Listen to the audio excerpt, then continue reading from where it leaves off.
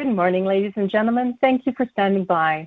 Welcome to the Hudbay third quarter 2025 results conference call.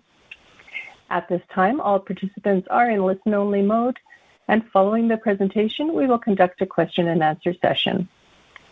To join the question queue, you may press star then one on your telephone keypad. Should you need assistance during the conference call, you may reach an operator by pressing star then zero. I would like to remind everyone that this conference call is being recorded today, November the 12th at 11 a.m. Eastern Time.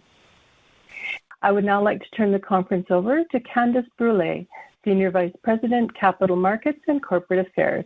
Please go ahead. Thank you, Operator. Good morning and welcome to Hudbay's 2025 third quarter results conference call. Hudbay's financial results were issued this morning and are available on our website at www.hudbay.com. A corresponding PowerPoint presentation is available in the Investor Events section of our website, and we encourage you to refer to it during this call. Our presenter today is Peter Kukielski, Hudbay's President and Chief Executive Officer. Accompanying Peter for the Q&A portion of the call will be Eugene Lei, our Chief Financial Officer, and Andre Lauzon, our Chief Operating Officer. Please note that comments made on today's call may contain forward-looking information, and this information, by its nature, is subject to risks and uncertainties, and as such, actual results may differ materially from the views expressed today. For further information on these risks and uncertainties, please consult the company's relevant filings on SEDAR+ and EDGAR.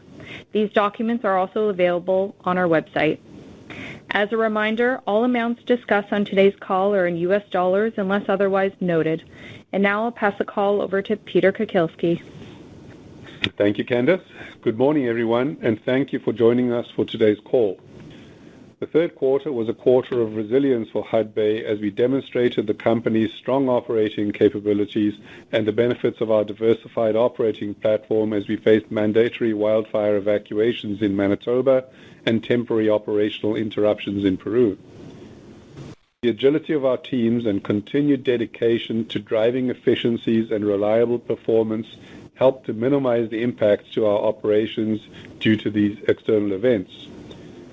This has allowed us to maintain the low end of our consolidated copper and gold production guidance ranges for 2025, and we have been able to significantly improve our consolidated cost guidance for the second time this year, which is truly remarkable given the circumstances. We continue to take steps to reduce long-term debt while reinvesting in high-return growth initiatives across the organization. We are delighted to have secured Mitsubishi as a premier long-term partner for our Copper World project this quarter, enabling us to unlock significant value in our copper growth pipeline. This transaction further solidifies our financial strength and significantly reduces our share of future equity contributions for the development of Copper World. We look forward to continuing to work with Mitsubishi under this strategic partnership as we advance Copper World towards a sanction decision in 2026 and first production in 2029. Hudbay's unique diversification in copper and gold, coupled with our relentless commitment to cost control, enables us to maintain industry-leading margins and deliver strong and stable cash flows. Slide 3 provides an overview of our third quarter operational and financial performance. Our operations in Manitoba showed remarkable resilience against unprecedented wildfires, prioritizing the safety of our people and communities. In Peru, the team navigated regional social unrest and temporary interruptions to deliver gold productions far exceeding quarterly cadence expectations. And in British Columbia, our team made progress with the SAG mill conversion project called the SAG 2 project to enhance mill throughput and drive future cash flow generation. In light of temporary operational interruptions and production deferrals, our diversified asset portfolio delivered consolidated copper production of 24,000 tons and consolidated gold production of 54,000 ounces in the third quarter. Consolidated copper and gold production was lower than the second quarter, primarily due to the impact of the wildfire disruptions that persisted in northern Manitoba for a majority of the third quarter, as well as a temporary production interruption in Peru for 9 days during the quarter. In addition, mill maintenance and increased processing of lower-grade stockpiles at Copper Mountain contributed to low quarter-over-quarter production. Consolidated silver production was 730,000 ounces, and zinc production was 548 tons in the quarter. Adjusted EBITDA was $143 million in the third quarter, a decrease compared to the second quarter primarily due to the temporary operational interruptions I mentioned, as well as lower sales volumes as a result of a delayed 20,000 dry metric ton copper concentrate shipment in Peru with high gold content, valued at approximately $60 million. This shipment was expected to be sold at the end of September, but ocean swells at the port prevented it from being loaded and shipped until early October. Cash generated from operating activities was $114 million in the third quarter, and operating cash flow before change in non-cash working capital was $70 million. Adjusted net earnings were 3 cents per share in the third quarter, after adjusting for various non-cash items on a pre-tax basis, including a $322 million impairment reversal related to Copper World, a $15 million contingent payment received from a non-core asset sale, and various mark-to-market adjustments. During the third quarter, we continued to demonstrate industry-leading cost performance with consolidated cash costs of 42 cents per pound and consolidated sustaining cash costs of $2.09. These costs increased compared to the prior quarter primarily as a result of lower gold byproduct credits in Manitoba, partially offset by strong gold production in Peru. While we have reaffirmed our consolidated full-year production guidance for all primary metals and we are anticipating strong production in the fourth quarter, we now expect consolidated full-year copper and gold production to be near the low end of the guidance ranges. We believe our ability to maintain our initial production guidance in the face of the recent operational interruptions is remarkable, and I am extremely proud of the team. With the strong cost performance at all our operations year to date and increased exposure to gold byproduct credits, we have further improved our full-year consolidated cash cost guidance to a range of 15 cents to 35 cents per pound of copper from the previously reduced range of 65 cents to 85 cents per pound. We are also improving our consolidated sustaining cash cost guidance range to $1.85 to $2.25 per pound of copper from the original guidance range of $2.25 to $2.65 per pound. Along with these operating cost improvements, we are also expecting total capital expenditures to be $35 million lower than the original guidance, primarily due to deferring certain expenditures to 2026.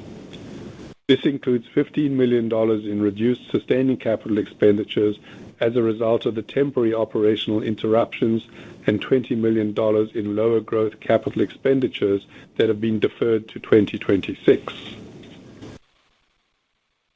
Turning to slide 4, we continue to further reduce debt during the quarter despite lower consolidated free cash flows. Our Peru and Manitoba operations generated positive free cash flow in the quarter despite the temporary production interruptions. This was offset by our continued investment in optimizing our British Columbia operations with the planned stripping activities. Consolidated free cash flow would have been positive if the excess copper concentrate inventory in Peru was sold at the end of September. To continue our prudent balance sheet management, we repurchased and retired $13.2 million of senior unsecured notes through open market purchases at a discount to par during the third quarter. Following the quarter end, we repurchased and retired an additional $20 million in senior unsecured notes, reducing our total principal debt levels to $1 billion. Since the beginning of 2024, we have reduced total debt and gold prepay liabilities by approximately $330 million. We ended the quarter with total liquidity of $1.04 billion, including $611 million in cash and cash equivalents, and undrawn availability of $425 million under the revolving credit facilities. As of September the 30th, our net debt to EBITDA ratio was 0.5 times. We expect liquidity to be further enhanced upon closing of the Copper World joint venture transaction, which is anticipated to close in late 2025 or early 2026. Our strengthened balance sheet will allow us to continue to prudently reinvest in our portfolio of attractive, high-return brownfield and greenfield opportunities to drive production growth and long-term value creation. Taking a look at our Peru operations on slide 5, we delivered steady operating performance despite facing temporary interruptions due to social unrest.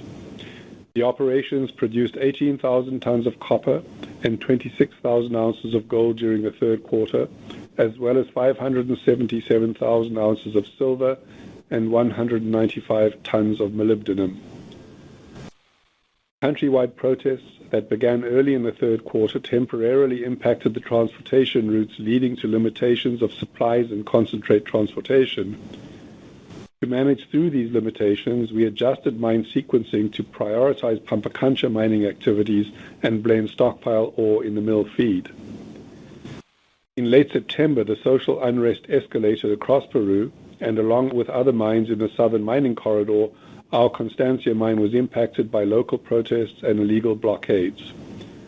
The safety of all our personnel is our top priority, so we suspended operations on September 22nd as a precaution. During the temporary downtime, the team performed preventative maintenance at the mill and on certain mining equipment. Since the restart of mining activities on October the 3rd and milling activities on October the 5th, the Constancia operations have normalized. I am extremely proud of our resilient team in Peru and the way they continue to navigate the dynamic environment.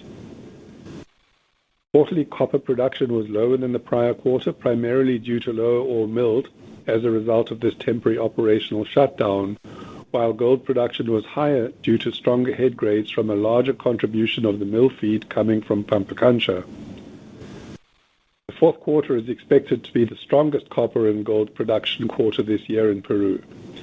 Production in the month of October totaled approximately 9,000 tons of copper and 17,000 ounces of gold, reflecting optimal mill ore feed with continued strong ore contribution from Pampacancha and lower stockpiled ore being processed. We remain on track to achieve full-year copper production guidance in Peru, while gold production is now expected to be above the top end of the 2025 guidance range.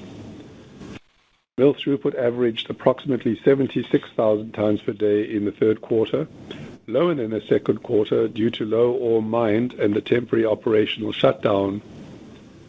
Milled copper grades decreased by 9% compared to the second quarter as a result of the stockpiled ore feed, partially offset by higher grades from Pampacancha.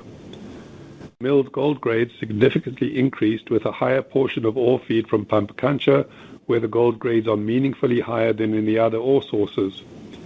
Mill recoveries of copper were impacted by the nature of stockpile feed, while gold and silver recoveries were in line with metallurgical models. The road blockades along the transportation route reopened midway through the quarter, allowing us to reduce site concentrate inventory levels and replenish supplies. However, as I mentioned earlier, ocean swells at the port late in the quarter impacted sales volumes, with a 20,000-ton copper concentrate shipment being deferred to early October. Cash costs were $1.30 per pound during the third quarter, decreasing from the prior quarter with higher gold byproduct credits and lower plant maintenance costs as planned. With cash costs continuing to outperform the low end of the cash cost guidance range, we are reaffirming our full-year cash cost guidance in Peru.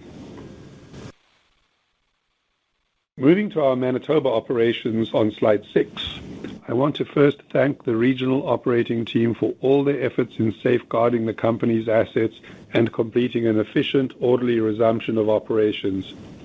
I can't imagine what our employees and their families had to endure during these unprecedented wildfires, and we will continue to do our part to support the rebuilding efforts in the communities and the provinces. And I will say again how proud I am of the continued resilience demonstrated by our Manitoba team and the successful restart of operations in late August following the lifting of mandatory evacuation orders.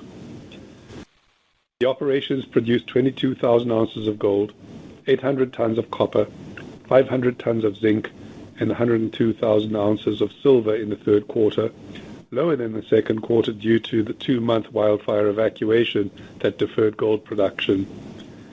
A business interruption insurance claim has been submitted to compensate for a portion of the wildfire-related downtime.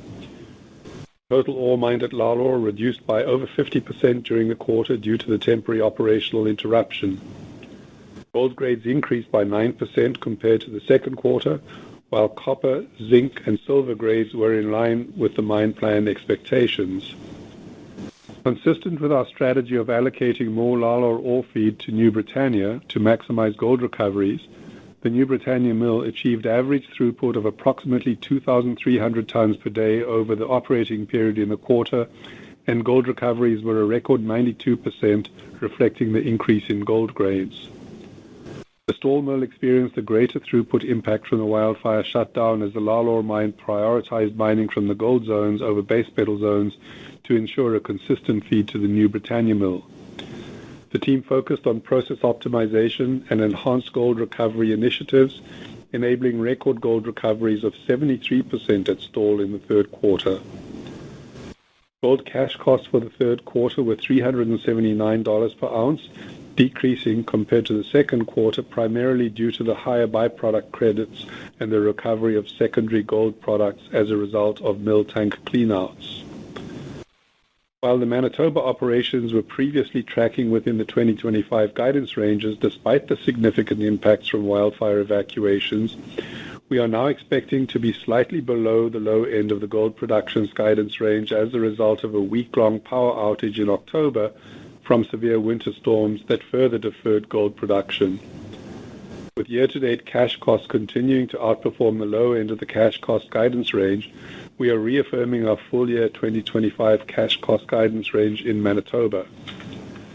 Given the strong cash cost performance to date in Manitoba, Hudbay will continue to prioritize primary gold production over byproduct zinc production in 2025, and full-year zinc production is now expected to be below the low end of the guidance range.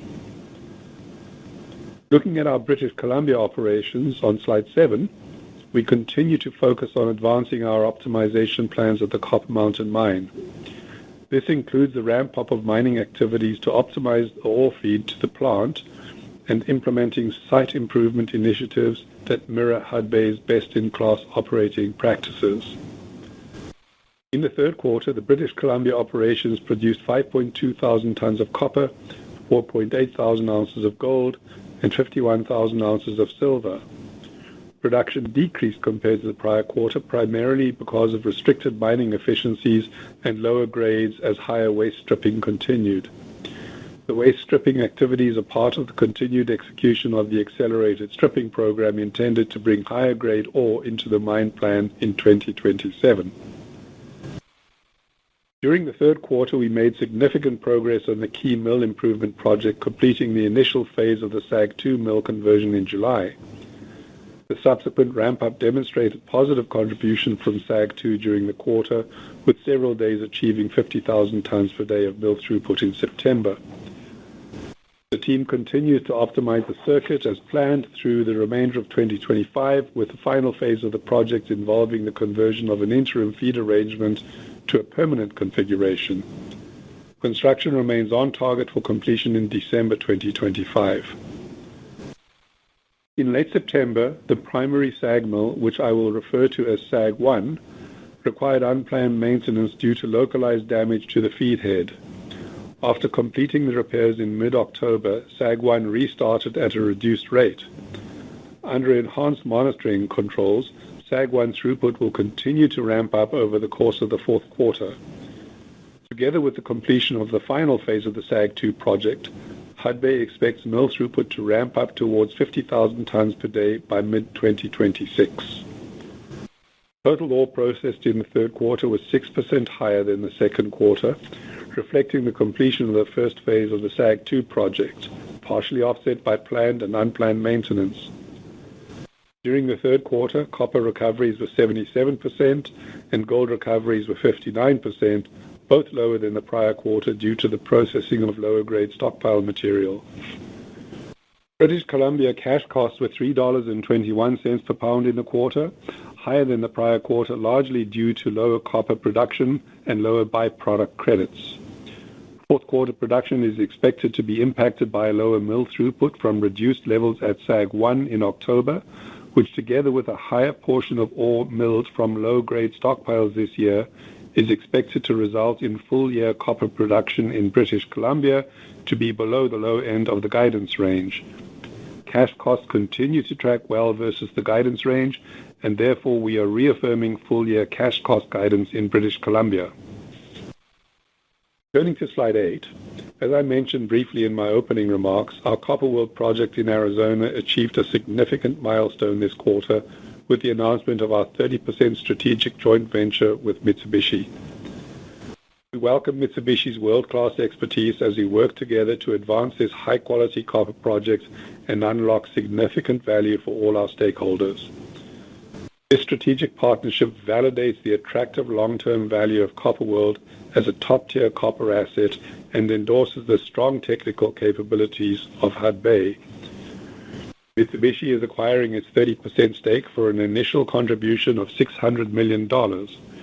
This deal will provide $420 million in cash once it closes and $180 million within 18 months of its closing.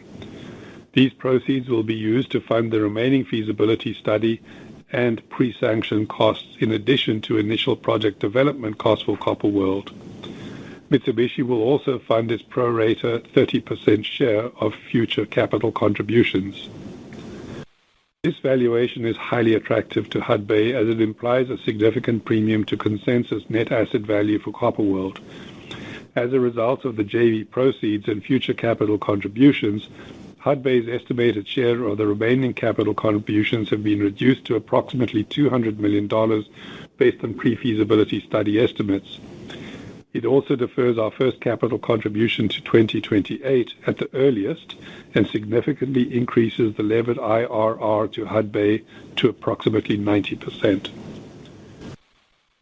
With recent achievement of our stated balance sheet targets, we have successfully completed the key elements of our prudent financing strategy as part of our 3P plan. We are very well positioned to build one of the next major copper mines in the United States while continuing to maintain a strong balance sheet to reinvest in other growth opportunities across our portfolio while continuing to delever. Copper World feasibility activities are underway, and we are on track for the completion of a definitive feasibility study in mid-2026. We have accelerated detailed engineering, certain long lead items, and other de-risking activities with the additional $20 million in growth capital expenditures announced in August. We continue to expect to make a Copper World sanction decision in 2026. As part of our long-term growth pipeline, Slide 9 summarizes the threefold strategy we are executing in Snow Lake as part of the largest exploration program in the company's history in Manitoba. The first objective is to execute near-mine exploration at the Lalor and 1901 deposits to enhance near-term production and further extend mine life. We completed the development of the initial exploration drift at 1901 earlier this year, and the development of the haulage drift is underway. Positive initial step-out drilling from the exploration drift was achieved earlier this year, and during the third quarter, some additional zinc development ore was delivered for processing at Stall. Activities at 1901 over the next 2 years will focus on exploration, definition drilling, ore body access, and establishing critical infrastructure for full production in 2027. Exploration activities will also target additional step-out drilling to potentially extend the ore body, as well as complete infill drilling to convert inferred mineral resources in the gold lenses to mineral reserves.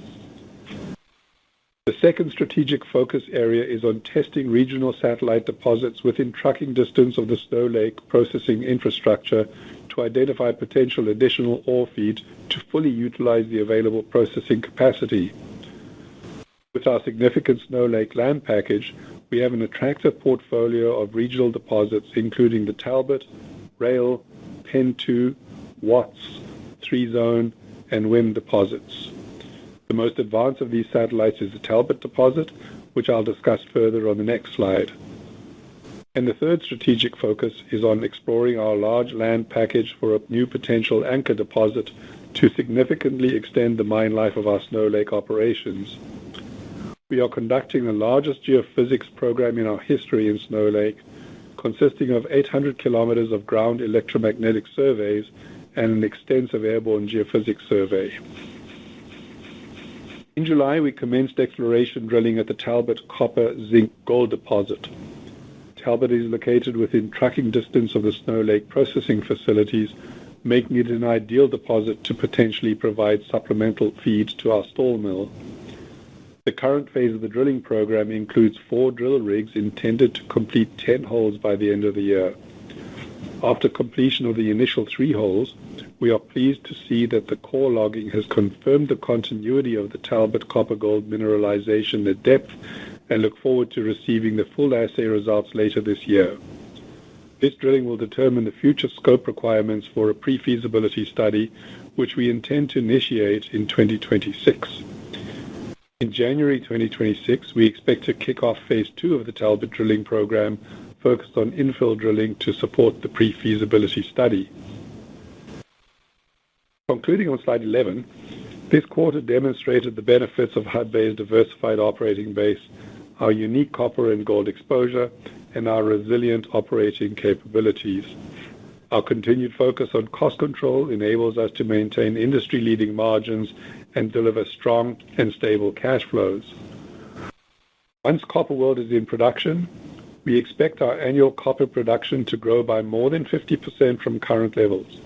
This will reinforce our position as one of the largest Americas-focused pure-play copper producers with a well-balanced and geographically diversified portfolio of assets.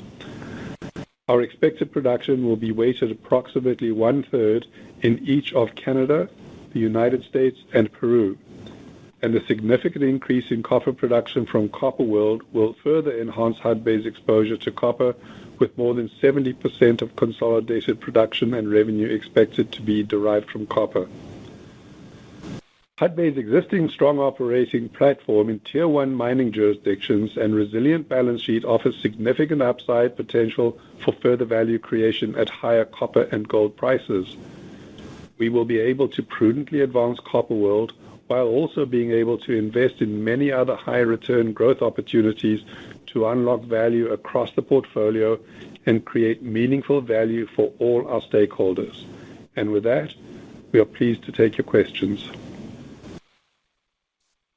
Thank you. Ladies and gentlemen, we will now begin the question and answer session. To join the question queue, you may press star then 1 on your telephone keypad. You'll hear a tone acknowledging your request. If you're using a speakerphone, please pick up your handset before pressing any keys. To withdraw your question, please press star then 2. Our first question is from Lawson Winder with Bank of America Securities. Please go ahead. Thank you very much, operator, and good morning, Peter, and then hello, Eugene and Andres. Nice to hear from you guys today. I wanted to ask first about Copper Mountain. So the construction decision, can we expect that to occur in mid-2026? And then just thinking about spending around Copper World this year, or in 2026, do you expect any pre-construction spending that could occur in advance of the completion of the feasibility study and a construction decision? Thank you. Morning, Lawson, and thanks for the question. So the first part of your question is yes, we do expect to complete the feasibility study in mid-2026, and we expect a construction decision in 2026 as well. One of the comments that we made during my comments was that we did authorize an additional $20 million this year to get ahead of some of the long lead items and engineering items associated with the critical path of the project. We also expect to be spending a fair amount of money or pre-sanction money, I guess you would call it, in order to keep things moving and in order to make sure that we address the critical path properly. So, yeah, the answer in your question in short is absolutely we will spend on developing the project in conjunction with doing the feasibility study. Now, remember that we are following an integrated project development approach, which means that the engineers, constructors, etc., are all in an integrated team. And so we are able that way to advance certain elements of the project ahead of others where there's risk. So 50% roughly engineering will be completed before the end of the feasibility study, but in some areas as much as 70% will be completed.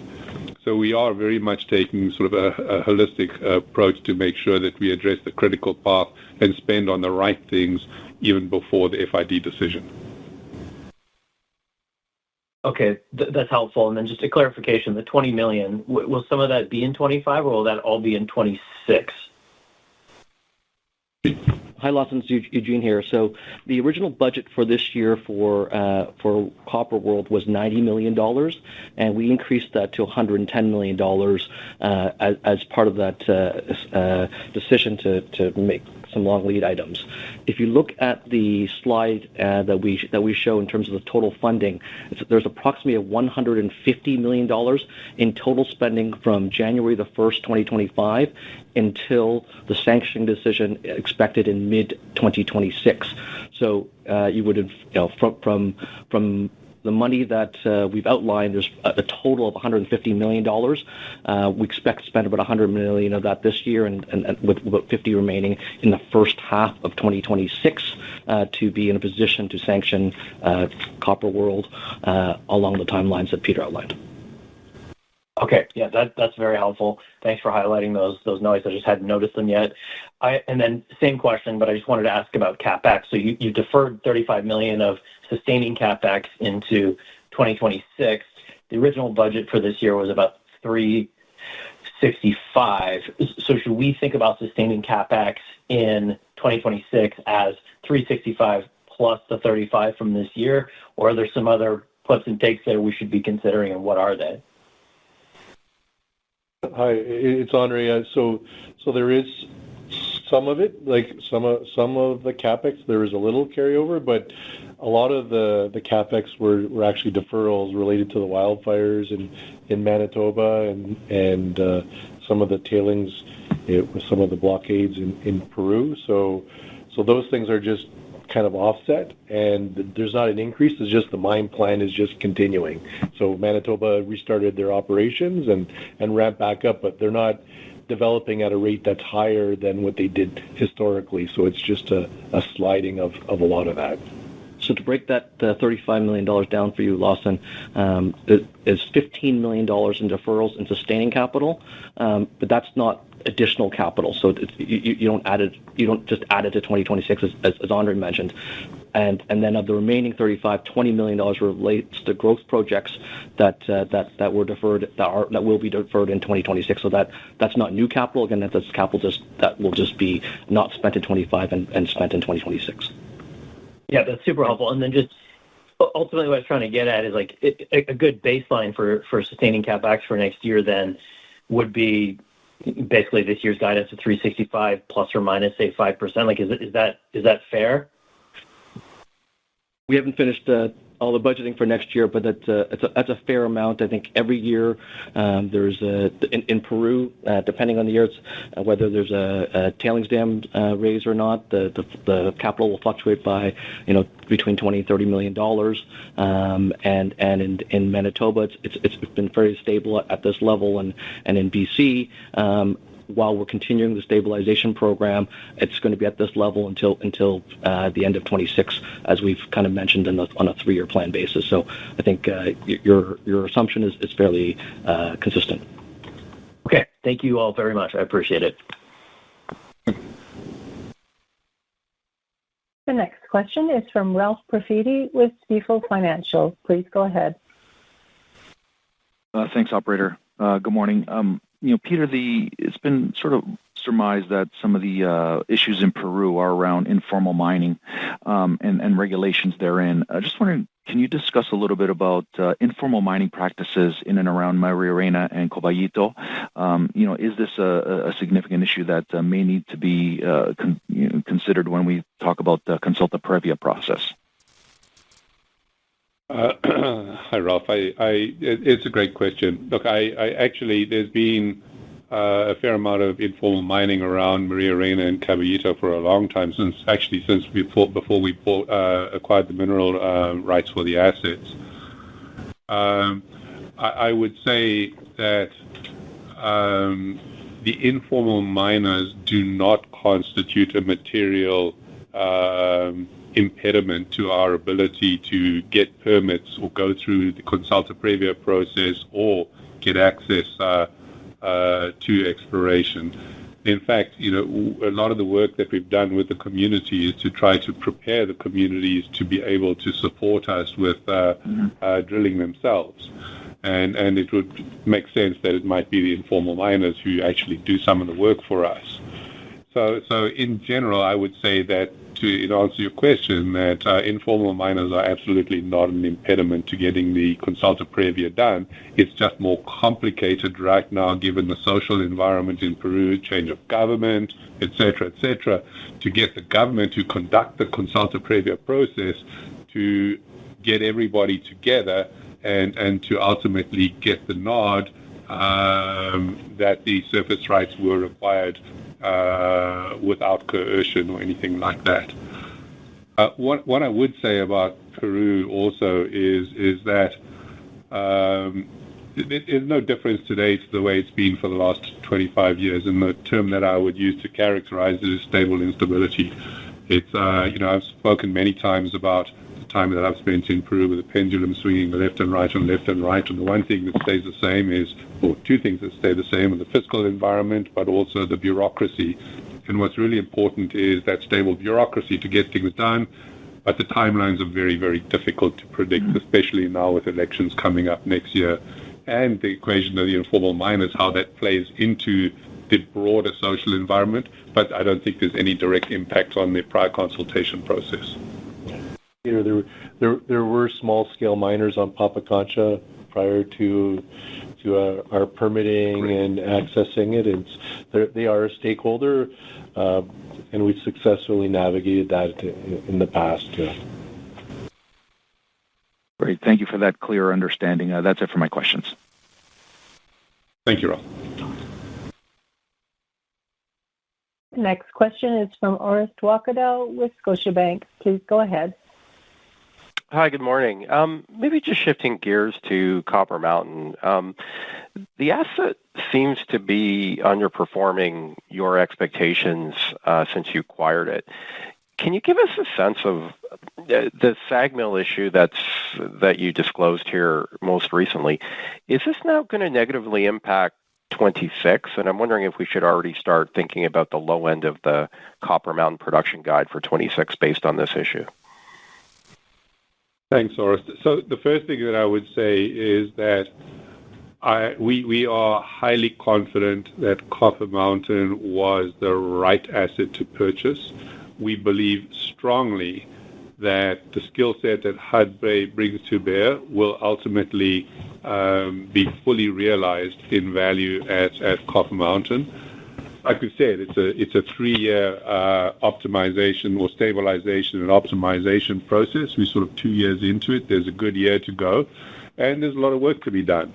And there will be some puts and takes. I think Andre always explained it as being, when you renovate a house, you find a few things when you pull the sheetrock off the walls, etc. But we'll get there. But Andre, maybe you can provide a little bit more color. Yeah. No, as you were saying, I was thinking that TV show Love It or List It, and we love it.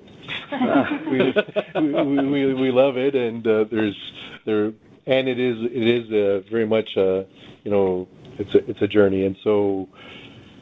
I'll talk to the event there, Orest, and to your specific question, but I would say, if I start with is, there's been tremendous progress throughout the course of the year. That the team's done an excellent job on navigating a whole number of challenges and opportunities, and in terms of ramping up the mine, the mine was understripped and there's smaller benches and they're working through a lot of that, and so we've seen steady progress in that.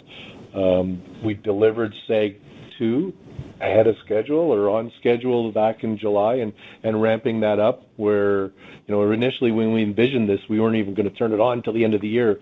So, and it's proved to be, fruitful around that optionality as we got into the SAG 1 incident, if you will, that was described, Peter, earlier on in the discussion. So, what it appears to have happened with that example is, and we've done a lot of investigation, there's more investigation to understand, is just it was a premature liner wear, and it's the same set of liners, and it wasn't wearing the same as what we had thought previously. It's the same tonnage, and it appears that our operational excellence in terms of we introduced something called a mill slicer to really run a real stable, efficient operation. And what we ended up seeing, which we didn't anticipate, was a little bit more selective wear rather than wear throughout the liners. And it caused that incident. It caught us a little bit by surprise. They've repaired it. We've gone through, in a very cautious, meticulous ramp-up process. We're ramping up to date. We're almost at the level right now of where we were, call it the average of prior to Q3. So it's a ramp up. Is there a bit of an impact to next year? A little, but not significant. And so the unknown for us is like the ramp up on SAG 2. On the combined of SAG 2 and SAG 1 exceed our permit capacity for Copper Mountain, and so we were cautious in the wording. As you know, we're generally conservative operators, and we wanted to deliver what we say. And so we're confident in the forecast that we put to the end of the year. And then we'll update more. We're going to know a lot more going into when we set guidance on next year. But so, like we said, we're pretty confident on hitting that by mid-year up to that 50,000 tons a day. Okay, thanks. Good luck. No luck needed, but it's been a lot of hard work. But I appreciate the kind words. The next question is from Marcio Farid with Goldman Sachs. Please go ahead. Thank you. Morning, everyone. So just on Peru, obviously you've adjusted the mining sequence in the third quarter towards the high-grade Pampacancha deposit, just trying to minimize impacts from the interruptions, right? But just trying to understand, you mentioned on the release that October the ramp-up at Constancia has been quite well. Just trying to understand if you're confident that you can get back on track throughout the fourth quarter of the year at Constancia. Thank you. Yeah, sure. It's Andre. I'll take the question. It's so absolutely confident, as saw in the press release. The month of October, as we disclosed, is the highest copper production for the year. We're into the high grade cycle. The team has done an excellent job. I could never imagine them running with 3 shovels and producing at the levels that they have at Pampacancha, and thoroughly impressed by the team. And so Pampacancha is going at a very, very high rate. Could finish it potentially by the end of the year, which was the original plan, by the way. So the team has basically caught up, and so that cadence is why we're seeing high copper grades through to the end of the year, as well as the high gold. So, as Pampacancha has really contributed to us exceeding the high end of guidance on gold for Peru. Marcia, it's Peter. It's like as Andre says, we are highly confident in our ability to get the ball out of the park with Constancia for the remainder of the year. Great. Can I just follow up on Manitoba as well? Obviously, gold grade has been quite strong. Just trying to understand if you can maintain and sustain that level at around 5 grams per ton. What does the mine plan look like for Manitoba? Thank you. Yeah. So I'll add in if you can add if I missed something there. So Manitoba, again, resilience. The team, unfortunately, with the wildfires going into the year, we were on track to exceed gold, the high end of guidance, and that's why, despite being down for 2 months with the evacuations, we're still in really, really good shape, and the team is ramped up. We are in a high grade cycle right now. I won't say the grade because you'll project it to the end of the year, but we are in a very very high grade cycle of both copper and gold right now, and the mill is to that extent we have to slow down the bit because the grade was a little bit high. But overall, very confident in the grade to deliver to the end of the year and meet our gold consolidated guidance, as we said. But I would add, Marcio, that the average grade that in the mine plan is 4.5 to 4.6 grams per ton, which is the basis for our mine plan, and we expect to average those grades through the fourth quarter and throughout 2026. Yeah. Great, thank you. Welcome. The next question is from Martin Pradier with Veritas Investment Research. Please go ahead. Hi, thank you. Some of my questions have been answered, but in terms of the Q4 for BC, are you expecting to be lower than Q3? Because there's a couple of moving parts. I think you have lower grade, and the throughput, I think it should be higher because now you have the second mill. So I'm just trying to understand that. Sure. It kind of answered the question. The reason why we're saying we're going to be at the low end of copper guidance is because we're dealing with that situation that I described on the ramp up. So that the incident that happened at the SAG 1 mill was right at the end of Q3. So there will be compensating effects, like SAG 2 is compensating for SAG 1, but the throughput is built into that projection of achieving that low end of copper guidance. So on a consolidated basis. On a consolidated basis. So that's why we're telegraphing that BC was going to be below the low end on its individual guidance is because of that incident. Otherwise, we would have been in a good spot. So the ramp up's ongoing right now. We're quite pleasantly surprised and pleased with the team on how quickly they're ramping up. But there is an impact in the quarter, and that's why we're telegraphing to the low end of copper guidance consolidated. Yeah, I understand that, but you expect it to be higher or lower than Q3? Or so we were running SAG 2 in Q3. So SAG 1 was running at its typical capacity. It's not running at full capacity right now.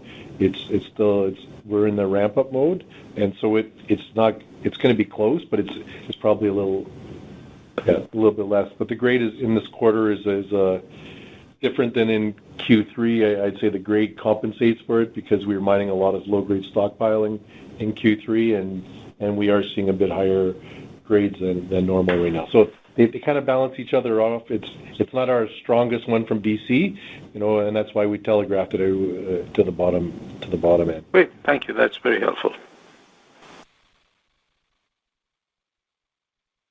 The next question is from Fahad Tariq from Jefferies. Please go ahead. Hi, thanks for taking my question. Just coming back to Pampacancha in the fourth quarter, how should we be thinking about mining rates? Is it going to be similar levels to the third quarter? That was my understanding from the answer to the previous question. Yes. Yep. Yes, that's fair. That's fair. Okay. And then the remaining feed, should we assume that the Constancia pit is the remainder versus being stockpiles in the fourth quarter?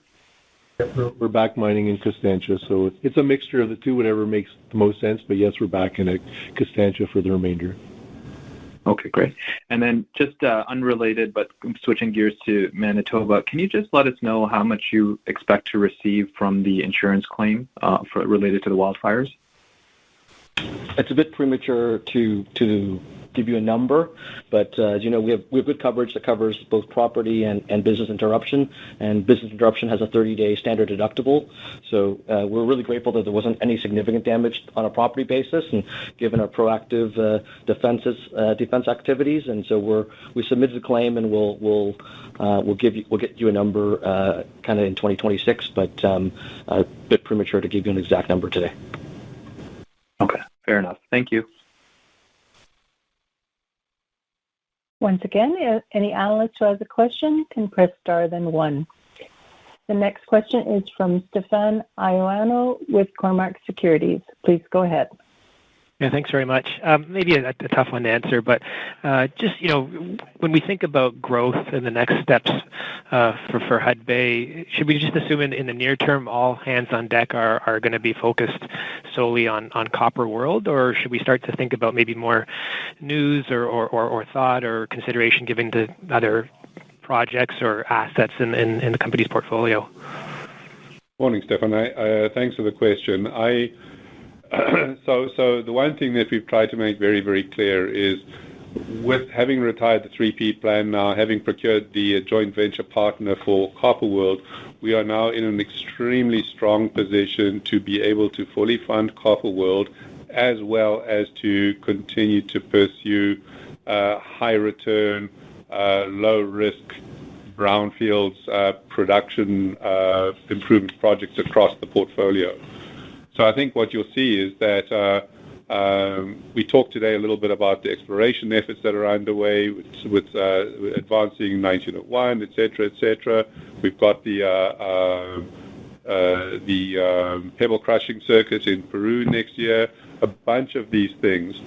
So I think you can be assured that we will continue to invest in the portfolio, as well as to continue pushing Copper World. Remember, Copper World is one single integrated team, and we are a decentralized organization with different business units who will continue to pursue their other projects.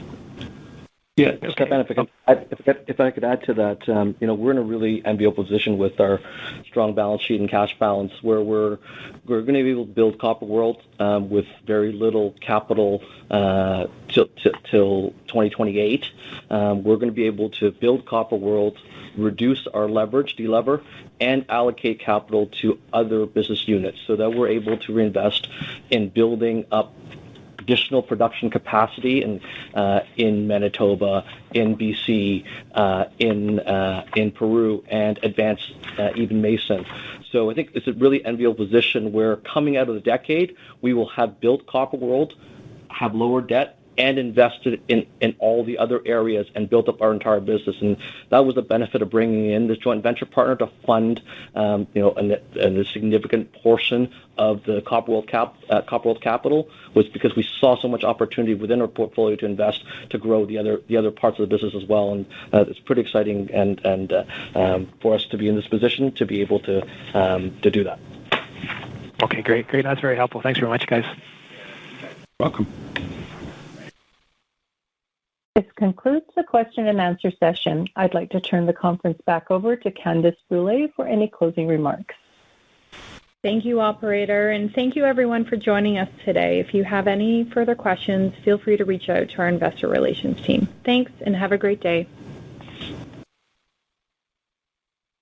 Ladies and gentlemen, this concludes the conference call for today. You may now disconnect your lines. Thank you for participating, and have a pleasant day.